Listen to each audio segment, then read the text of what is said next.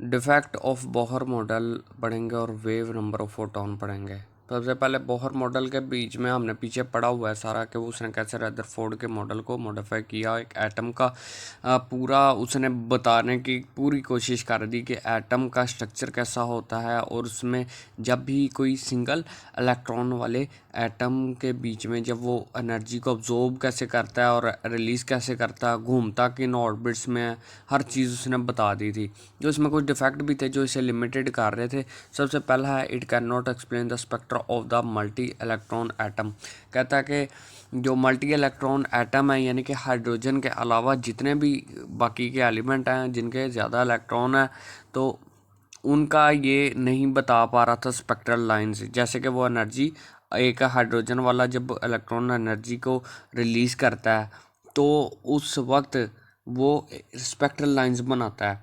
आप उन लाइट्स बनाता है जब आप गैस को गर्म करते हो और वो ठंडा करने पे लाइट एमिट करती है। वो लाइट जो है प्रिज्म के ज़रिए आप देखते हो तो आपको लाइंस स्पेक्ट्रल लाइंस नज़र आती हैं।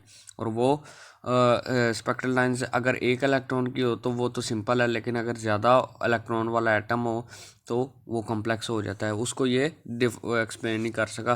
दूसरी चीज़ है Bohr propose that the orbit are planner.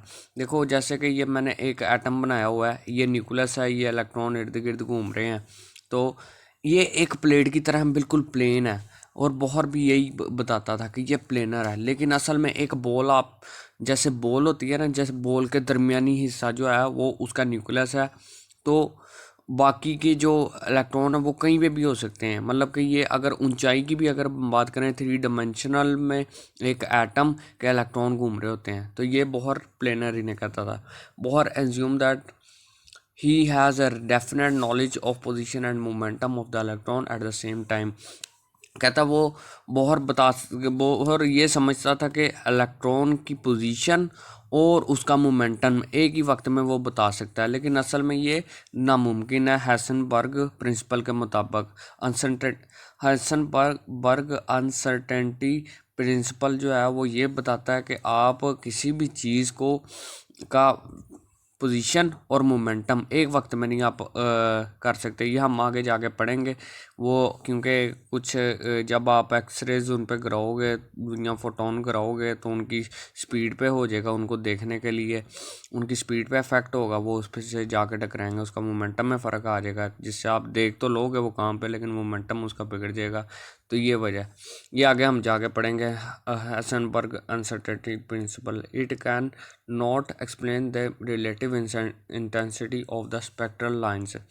कहता है कि जो स्पेक्ट्रल लाइंस की आपस में जो इंटेंसिटी थी वो भी नहीं बता सकता था, जो आपस में इनकी शिद्दत है वो कितनी है वो भी नहीं इसका बता सकता था। It can not justify Zeeman effect and Stark effect. ये दो इफेक्ट हैं, ये आपकी जो स्पेक्ट्रल लाइंस बनती हैं जब भी आप किसी गैस को या किसी चीज़ को गर्म करते हो और बाद में उसकी देखते हो उसकी स्पेक्ट्रल लाइंस, तो वो चेंज हो जाती हैं। एक है जीमन इफेक्ट और एक है स्टार्क। तो ये जो जीमन इफेक्ट है ये मैग्नेटिक फील्ड जब इस पर अप्लाई करते हो, जब उन स्पेक्ट्रल लाइंस के ऊपर आप मैग्नेटिक फील्ड अप्लाई करोगे तो वो टूट जाएंगी और मल्टीपल होती जाएंगी, बहुत ज़्यादा हो जाएंगी। ठीक है, जीमन इफेक्ट भी यही चीज़ है और स्टार्क इफेक्ट भी उसी तरह का ही है। यानी कि इधर अगर मैग्नेटिक फील्ड आप स्पेक्ट्रल लाइंस पे अप्लाई कर रहे हो वो डिवाइड हो रही हैं, स्प्लिट हो रही हैं, तो इधर आप इलेक्ट्रिक फील्ड अप्लाई कर रहे हो। इन दोनों सूरतों में वजह एक ही होगी, वो लाइंस बहुत ज़्यादा डिवाइड हो जाएंगी। Bohr theory does not explain the fine structure of spectral lines.